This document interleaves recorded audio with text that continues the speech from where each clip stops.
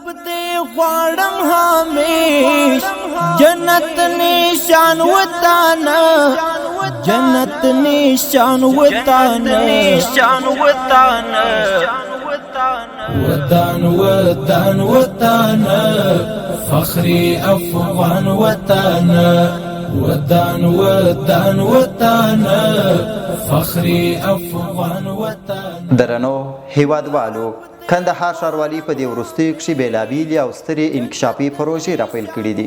ستاسو ټولو درنو هیوادوالو څخه غوښتنه کوو چې د یادو پروژو په ساتنه کښې خپل مسؤلیت ادا کړي او پر جوړو سوو سړکانو باندې له اوبو اچولو، تیلو او مبلینو له اچولو څخه په جدي توګه ډډه وکړي تر څو د یادو سړکانو د تخریب څخه مو مخنیوی کړی وي.